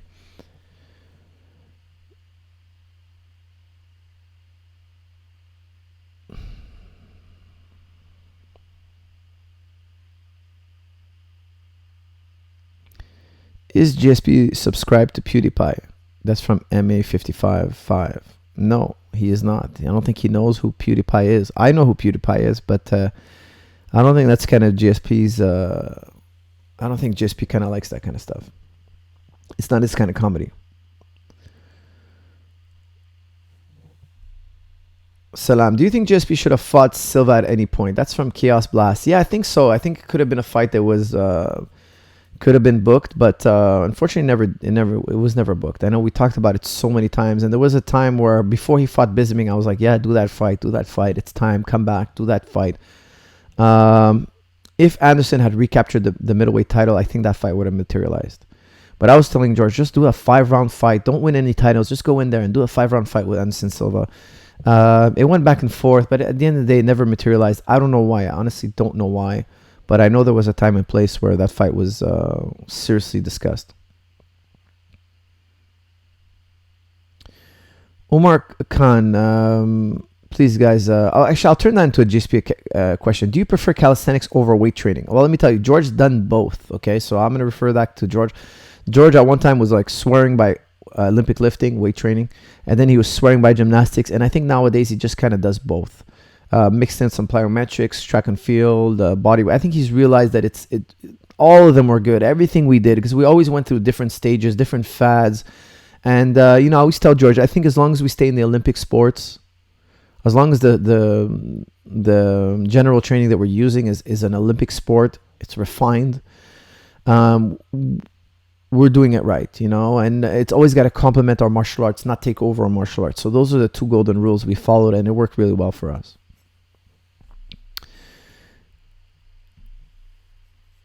Have you developed 100% of GSP's fighting strategy? That's from JC. JC, no, absolutely not. Me and all the coaches put our heads together, and including George. And at the end of the day, it was George to go in there and decide exactly which plan he wants to execute, what strategies he was more comfortable with. There have been times where me or other coaches had suggested things to George, which he didn't feel comfortable doing. And he was honest about it. And I respect that from my fighters. So if they don't feel comfortable doing something, I won't ask them to do it. So there were times where we were like, it clicked. We both agree. The suggestion was really appreciated and implemented and executed. And there were times where I was like, you know what, I just don't feel comfortable, whether he had a good reason or not. The fact that he feels comfortable or doesn't feel comfortable was the deciding factor. And throughout the years, there was a lot of key strategies that I felt make a huge difference in the fight, and it came from the coaching staff and George himself throughout the years.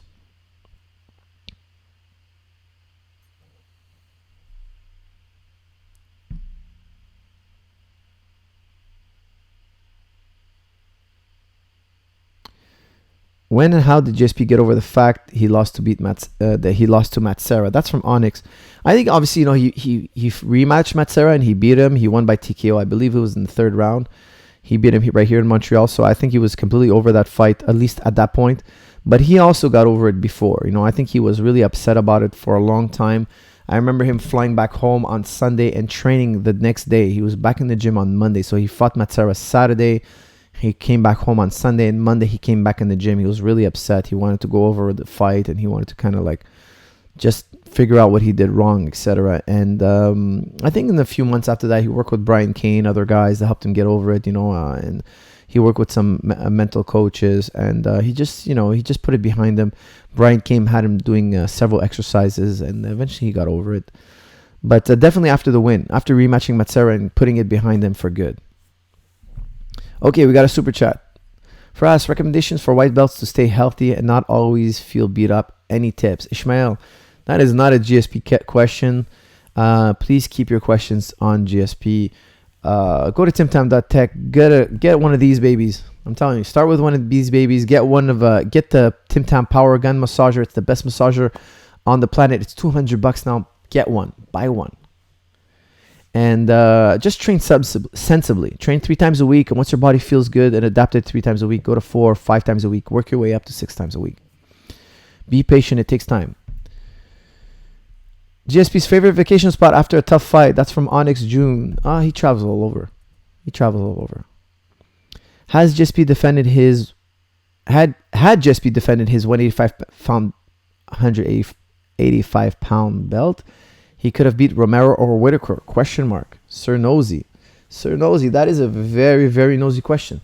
Yes, I think he could have defended the title. However, it didn't materialize. So I don't want to speculate on it too much. I know a lot of people get offended, or if I say yes or no or whatnot. So, you know what? Let's just keep it. Let's not put any names, but I think he could have defended the title. He's a very tricky guy, and especially he could take the fight in later rounds and kind of wear out of his opponents, bigger opponents.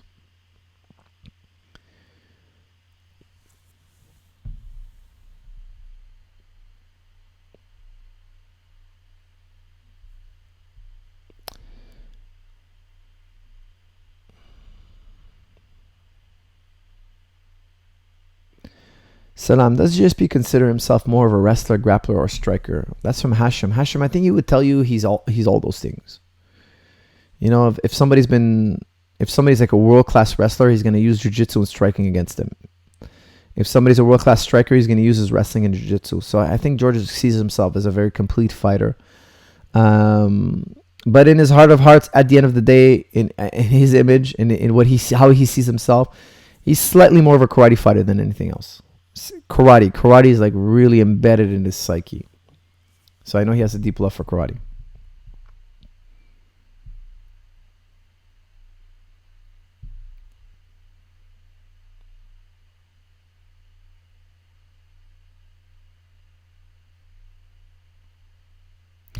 What memory sums up GSP as a human or your friend for us? That's from Marsak. Marsak, let me answer that question. That's a great question. Okay, so let me tell you something. Once upon a time, last year I had a flood in my house. My whole basement was flooded. I tore apart my my entire basement, like literally tore it apart. Now I got 2 other floors, nothing urgent, but George had gotten wind that my house had flooded. Like, in his mind, like I don't know, like his alien mind, he didn't know it was just my basement. He called me up and he's like, I heard your house got flooded. I'm like, yeah. He's like, listen, I'm going to put you up in this, like he has like this incredible property that he invested in. He's like, I'm going to put you in that property. It's all yours. You stay there with your family as long as you want. And I'm talking about it's a expensive property that he had invested in for, he's, rich people, they get into real estate, right? They buy stuff. He's like, I'm going to make that place just for you. And it's one of those places where it's like it's a dream place, penthouse, like I don't know what you call them, but I've seen it, and it's right at the heart of Montreal. It's like the who's who owns properties like this. And he's like, I want you to move in there. I'm like, George, it's just my basement, it's just my basement. My kids have school, they have a school bus, I have a whole life like revolving around my property here. And he was like, well, if you need it, it's there. Anything you need, like, it's yours. And I was like, really, that's incredible. He's an incredible guy. And I believe he's being very sincere. He's always, offered me everything on a silver platter. Like every vacation he goes on, he offers to book me a flight with him and pay everything, fly my family. He's constantly offering me things that are more than generous. He's just a very generous human being. I could tell you that he's genuinely appreciates our relationship and the years we've worked together. I have put in a lot of hours, prepping George, and I've spent a lot of hours, a crazy amount of hours, helping and trying to push George's career forward, especially even the days when he had no money, like there were times where GSP and me, there was a time where I used to train GSP for free. Before he even fought in UFC, he had no money for me to hold pads for him. I would hold pads for him for free. He would offer to pay. I'd be like, no, don't worry about it. Just do your fights. And I would train people and do privates. I would make money privates. I would teach at Tristar. I was an instructor at Tristar. But George and other fighters, until this day, okay, just so you guys know, till this day, I mean, I don't train the fighter. I don't charge the fighters. Excuse me. I don't charge the fighters. I waive my fee quite a bit. The vast majority of my fees. The only guys who pay are the guys who make big bucks. They'll pay whatever they want. That's how I operate. I always tell guys, pay whatever you want. And if you don't make a lot of money, don't pay anything. Reinvest it in your next training camp. Because I believe my fighters are going to make it far. They're going to make it to those big purses. And when they make it to those big purses, they're going to remember. And if they don't remember, that's their problem. If that's the kind of human being they want to be, that's their problem. I don't sweat it. And I think that relationship always was very similar both ways. He was like that with me. I was like that with him. We were generous with each other. We were friendly with each other. We were, thinking about one another. And he was always like that with me. Always. If I had any trouble in life whatsoever. I remember one time I was in a legal battle. He heard I was in a legal battle. He's like, look, I'm going to pay all your legal fees and unlimited. Unlimited. Whatever the bill is, send it to me. I'm going to pay. And whatever amount of lawyers you want to handle, like, make sure you win this case. Unlimited amount of resources. I was like, don't worry about it. I was always like, listen, I have this covered. I'm a big boy. I know what I'm doing. And he was always like this with me. And just recently, like, he's done it so many times in as we're growing up. And by the way, whenever we sit down to a meal, he never lets me pay. Like, since we were young, I was training him. He didn't make a lot of money, but because I spent so many hours training him, he would always insist on paying for my meal. And till this day, I mean, we've been friends 19 years. And till this day, if I offer to pay, he loses his mind. Like, he just doesn't let me pay for a single meal. And it's always been like that. He's offered me cars, he's offered me homes, he's offered me, and I always say no. I always say no, because you know what? The thing is, I have my own cars, I have my own home, and I make my own money, and I have my own gym. And he's just, always been so great with me. He's even bought me an octagon. How many people? That's one gift he bought for me that I couldn't say no. I mean, he didn't ask me. He just bought an octagon and put it in the gym. He bought a 30-foot octagon, and that's a very, very expensive gift. He bought a replica of the UFC octagon and put it in my gym. And I'm very grateful for that. And he's invested a lot in the gym. He's rebuilt some of the infrastructures at Tristar. He's a very generous human being. And he's always looked after me, that's for sure. So I'm very grateful for that. And he's been a very good friend. Where is the belt that GSP gave you? That's from Gio Lee. Yes, he's also giving me a championship belt. I forgot to mention that. After the Carlos Condit fight, that was a heartbreaker, because he was supposed to fight Condit, tore his ACL, did a 1-year hiatus, like a 1-year lap. And when he was coming back, like after he hurt his ACL, his first few sparrings were really bad. Like we were wondering, is GSP ever going to be able to fight again? Like his sparrings were not successful. Like, he hadn't sparred in like 8 months. He was getting tired. He was sparring with guys that were really like way less experienced than him. He was having a hard time. Now, every week got better and better. But there was a time where I think everybody was a bit like, what happens after ACL injuries? Nobody knows. Some fighters come back to the way they used to be. Some athletes are never the same. That's the truth. And the doctors, the experts around us have told us that. No surgery is the same. No two ACL surgeries is the same. So you never know what you're going to expect. However, they were optimistic. They were telling us George is young. He has a good career ahead of him. He's a good candidate for a comeback. However, when he did come back, it was a rough road. And then the Carlos Condit fight was on the horizon. He trained really well for that fight. That was a mega camp. That was one of those camps that you never forget. And he won. He won the fight, and he got the belt. He got the world championship belt. They put it on him.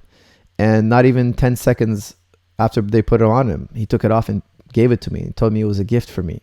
He told me that he loved me, and it was a gift for him, from him to me. And that he was very grateful. Thank you for being a friend, and thank you for always being there. And he handed it off. And I had just watched him for probably like 6-7 months try to claw his way back to that championship belt. And I was amazed how quick he gave it up immediately after the win. Just took it off and gave it to me. And you're asking me where I keep it. Well, that's a secret. I can't tell people where I keep that. It's hidden away somewhere safe. And away from thieves, let's just say it. Somewhere safe. Very safe. Chips, my man, Chips. Oh, damn, I'm Faraz Purple Belt now. Congratulations. Chips has been a long-time member. Thank you, Chips, for the support. You are now a purple belt in my system here, membership system. Does GSP take criticism well? That's from Mindful One. Yes, absolutely. He's very good with criticism. He's always actually seeking criticism, constructive criticism on how he can better himself. And I think that's a great example of how a human being should be. You shouldn't run from criticism. You should learn from your critics. My girlfriend Angela is a big fan of yours. It skipped. I showed her your great mind. Can you shout her out? Her grandma died today. Well, Ricardo, please give Angela my deepest condolences. I hope you and your family are recovering well. And thank you for watching this channel. Thank you for being a fan, Angela, Ricardo. All the best to you at this hard time. Eris, thank you. Very appreciated.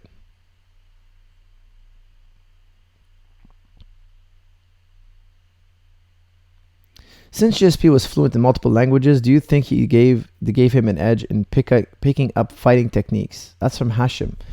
I'm not sure about that. When I first met him, he just spoke French, and then he started learning like Spanish, Portuguese, English. As he was traveling, he would really love to learn new languages, but he was already a great fighter by then. Did it help keep his mind healthy? Yes, I think so, but I think he was already a great fighter by then. Did GSP ever fight with an injury he was too afraid to report to the commission? That's from Joshua Miller. Joshua, you're going to get me in trouble now, but Yes, when he fought Dan Hardy, he got a concussion. He got a concussion 2 weeks out before the fight. We were sparring, and it was a Friday, and he got kicked in the head and he got dropped.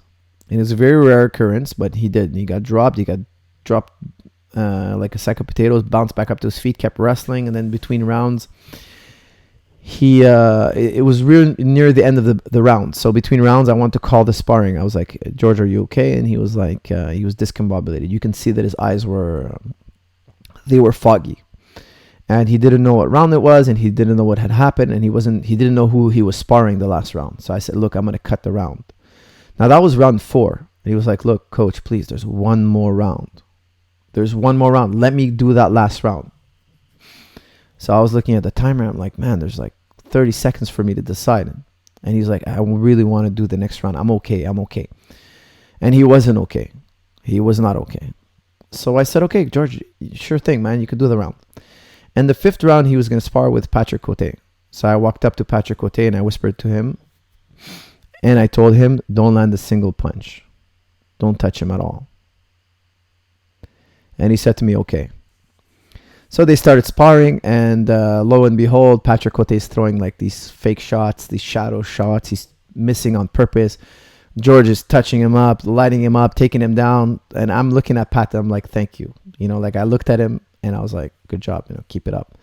Okay, like he took one for the team. He was being a good sport, and he let George kind of like build his confidence back. Now, the reason I didn't want him to hit George wasn't because I wanted George to feel like he's invincible. No, because I was scared that if you hit him after what the kick he just ate, we might do some damage to him. And I didn't want to stop him from sparring because I didn't think I could stop him from sparring. I think he was hell-bent on sparring. There was no way he wasn't going to spar. Like, he was going to get in there. So I tried to pick the lesser of two evils. I asked Pat Cote not to land any strikes at all and just to let George have his way. And lo and behold, George did have his way. He took him down. He was doing really well. And, Pat really did us a favor. And after the round, I was really grateful to Pat. I thanked him, and he was a very good sport about it. And George came up to me after the sparring, and he said, you know what? I got dropped in round 4, but round 5 really went well. And I told him, yeah, it really went well. But we should talk to the doctors, see if you're healthy enough to fight. He's like, no, don't worry about it. Everything is good. Tomorrow is Sunday. I have the day off. And I was like, George, tomorrow is not Sunday. He's like, what do you mean? I'm like, tomorrow is Saturday. Like, he literally didn't know what day of the week it was. We were Friday, and he thought that Sunday. He thought it was Saturday, and then Sunday he had his day off. I was like, no, George, tomorrow you had a scheduled training. We have training partners from out of town, and we're going to have to cancel it maybe. And he was shocked, and he was like, wait a second, when is the fight? And I had to tell him when the fight was, who he was fighting, what happened in sparring. Like, he didn't have no memory. And I had talked to the doctors. The doctors were like, you know what, maybe we'll check him on Monday. Monday, he seemed fine. Everybody, he seemed fine afterwards. And after a few hours, he seemed like he started to come to. However, there was no convincing George not to do the fight. There was no convincing George. I told him, listen, you got to talk to the doctors. You got to, do it by the book. I can't tell you to fight and you harm yourself. And, he didn't tell nobody. He got hit in the head. Then he kept it secret. And he fought and he won that fight. He won a unanimous decision against Dan Hardy. And again, a big thank you to Pat Cote for helping us out. And then again, once upon a time, like years later, George was telling that story to a few friends. We were at a dinner, and he was telling that story how he got knocked down in round 4, but he came back like a tiger at round 5. And I was like, yeah, but also, Pat took a dive for you. He's like, what do you mean?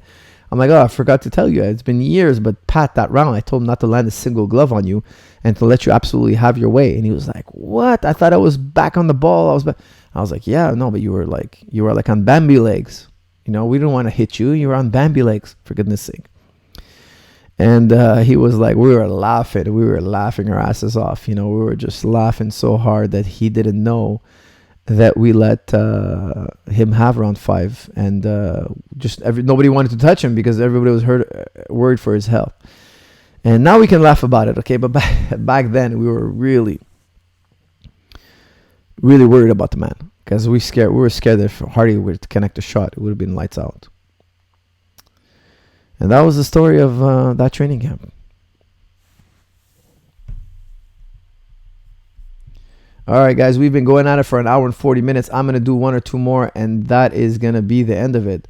Is GSP the most naturally gifted fighter you have ever worked with, Coach John Wilson? No, he's not. I've worked with a few fighters who are just as athletic or more athletic than him.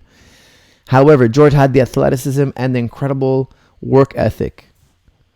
He had incredible work ethic and incredible athleticism. I've worked with guys with incredible athleticism with very little work ethic, and they never went nowhere near as far as George.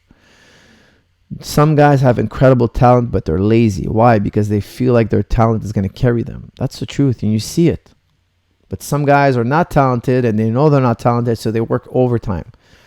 George is one of those guys who was so talented, but also so paranoid about losing that he worked his tail off. And that's what I think made him so successful. All right, guys, one last one. Let's get a good one going here. I'm going to try to end on the next one that's a real gem. I'm going to end on that one.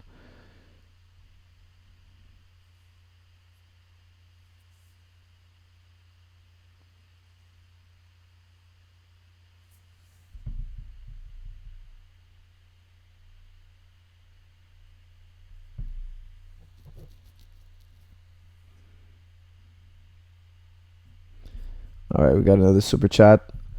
Play devil's advocate for us. How does one beat the great GSP? Much love, Coach. Well, Brandon, he's the Riddler. He comes up with the greatest, most complicated, most difficult questions for me to answer. Brandon, that's a great question. But look, I couldn't do that. You know, that was just like shooting myself in the foot. But I'll give you guys a little something about that. Look, every fighter has a weakness. And George has weaknesses as well. I've seen him. Look, guys, it's gonna sound crazy, but I've seen him lose rounds. You know, he doesn't lose rounds very often.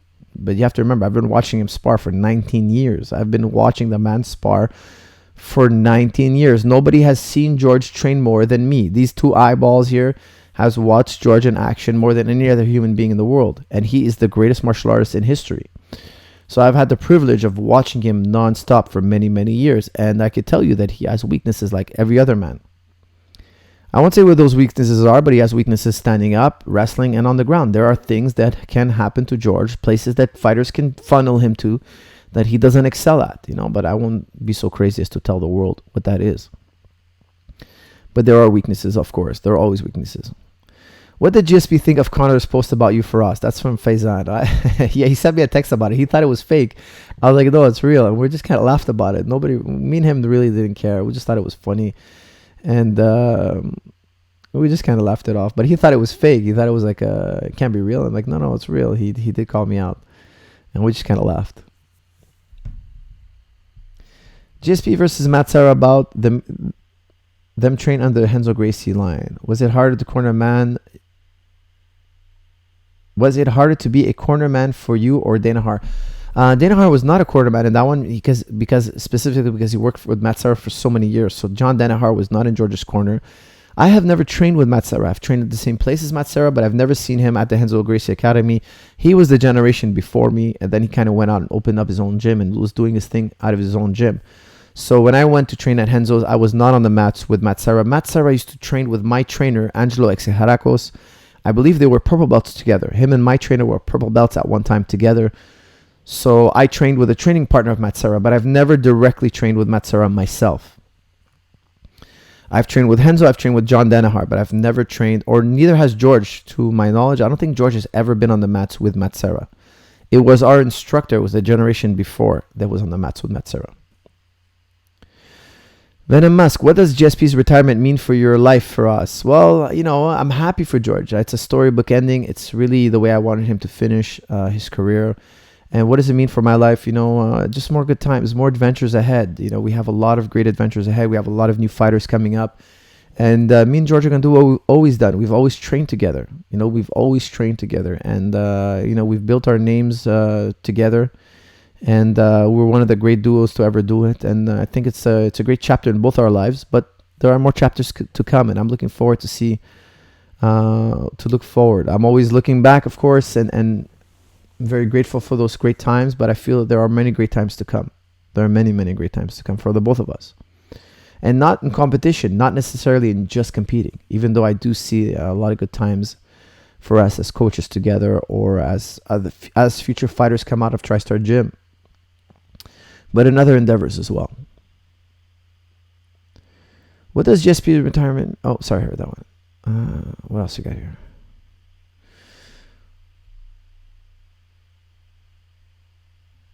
Why did GSP never fight Robbie Lawler? That's from Brian Garber. Well, that's a good question. But the thing is, Robbie Lawler had lost to guys that George had already beat. And Robbie Lawler never went through a win streak like George to, I think, make a sense out of that fight. So I just think it was never a fight that was very interesting for him for that reason.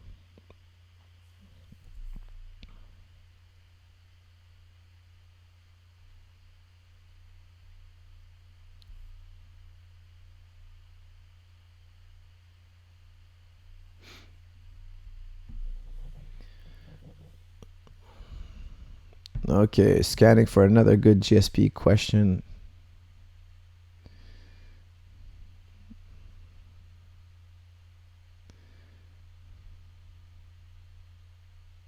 Last time you won, roll up the win. That's from Jordan McKee. For those of you who don't know, Tim Hortons, I'm a Tim Hortons drinker. I drink Tim Hortons every day. And if you roll up the rim, there's a prize. I never roll up the rim. My wife absolutely insists that we roll up the rim. I think it's a big scam. I always throw my cups out the door into the garbage where I believe they belong. I recycle them. And my wife is always rolling up the rim. And sometimes she wins a donut or whatnot, but or a free coffee. And just the time for me to think about rolling up the rim and rolling up the rim cost, just for me to think about it, just for me the time to it costs me more than actually that paying for my own coffee or paying for my own donut. So I'm not a really big believer in rolling up the rim. I just let it. I never roll it up. But my wife rolls up my rims, and I think the last time we were on a free donut. All right, guys, last GSP question. We are in at 1 hour, 47 minutes, and I'm seizing up here a little bit. So let's go. Last one.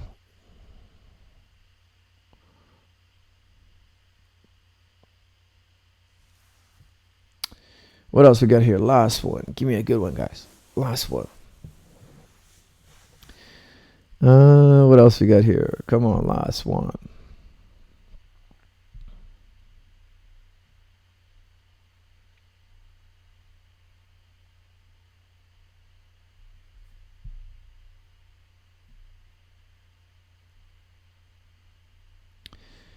What else we got here? Let's see.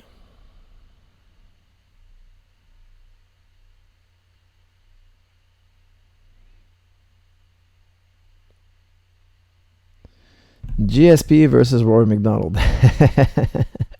I've seen those two in action a lot of times, so I'm not going to say any comment on that. Okay, let's just say it's a really heated battle.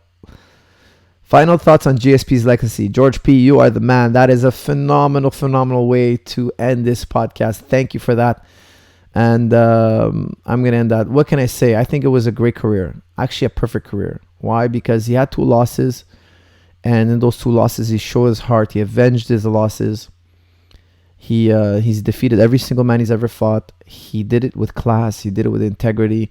He did it without cursing or acting like an animal. You know, he showed that he was a good ambassador for the sport. He was a gentleman. He was a good example for the youth. He was a hard worker. He's been through great difficulties in certain fights and shined and showed his heart. He's the man who always comes back to win round 5, showing he has brains, he has versatility. He has intelligence in there, not just brawn, not just strength, not just technique, but also tactical intelligence. Well-mannered human being, soft-spoken. A great example for what real martial arts is supposed to do. Martial arts is supposed to help you build your character. It's supposed to make you a better human being, and I feel that George did that. It's supposed to help you make you a champion. It's supposed to help you be fit and healthy. I see some people doing martial arts, and after 10 years, they're broken. They belong in a wheelchair. Their bodies are broken. Their ribs are broken. Their jaws are broken. Their knees are broken. And I ask myself, martial arts was a curse for you. Martial arts was a curse.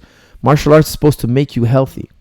If you use martial arts in wisely, martial arts training can make you more healthy than a regular human being, more intelligent than a regular human being, more disciplined, a better character, a better personality. Because you know what real life is. You know what struggling is. You know what overcoming obstacles is. It makes you a wiser human being. I think George embodied all that, the wisdom, the intelligence, the kindness, the fragility, understanding how fragile human beings are. You know, when you see what martial arts skills can do, how they can harm people, you start to have a respect. You know, you start to see the ugly side of violence. You know what violence can be. You know that the potential of violence and how ugly it is and how distasteful it is to hurt another human being.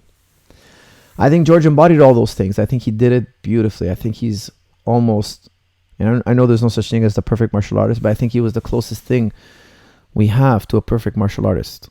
He showed he can be competent in every single realm, but also show that he's a good human being both inside and outside the octagon. All right, guys, those are my final thoughts on GSP's career. George St. Pierre, if you're listening to this, congratulations, mon frère. Félicitations. You are the man. You are the greatest martial artist to ever do it. Congratulations. Thank you for making me a part of this journey, and I'm forever grateful. Thank you for all the coaches all these years who helped me work with GSP, helped us grow as fighters and human beings. Thank you, John Danaher, Phil Nurse, Freddie Roach, Braulio Estima. I mean, all the greats. There are too many great names. So many great names. Freddie Roach. Just so many great. John Wayne Parr, Jean Skarbowski, Jonathan Chainberg, Otis brothers, the Grant brothers, Otis Grant, and of course Howard Grant. Special thank you to Howard Grant for being there all those years. So many great boxing coaches, so many great Muay Thai coaches, so many Jiu-Jitsu coaches, so many elite. Angela Exarchos for starting us all in the sport. I always joke around and say that if we didn't meet Angelo, our first jiu-jitsu coach, we all would have been doctors and lawyers, architects, engineers. Some of us would have broke out and become scientists that cured cancer. But no, he redirected us off that path, that horrible path, and he redirected us into this path of MMA and fighting. So I'm very grateful, Angelo, to you for redirecting us as a young men. We were very influenced by your words, and thank you for directing us to the ways of jiu-jitsu. Very special thank you to John Danaher, who not only taught us jiu-jitsu, but taught us how to think, taught us how to strategize, taught us how to analyze fights. Very special thank you to him. So many great coaches. I know I'm forgetting them. And it hurts me that I'm going to think about them later. For so many years, work with so many great coaches, but I just want to give you a blanket thank you to everybody. Thank you all, the training partners at Tristar Gym. Thank you, the Henzo Gracie Academy. Thank you, the Watt in New York. Thank you to the Wildcard Boxing Gym. Thank you to all of you. Thank you to the Grant Brothers Gym. Thank you to the Montreal Wrestling Club. Coach Victor Zilberman. Special thank you. Gias Saudi. Thank you very much for all your years and all your training to us and taking us all under your wing.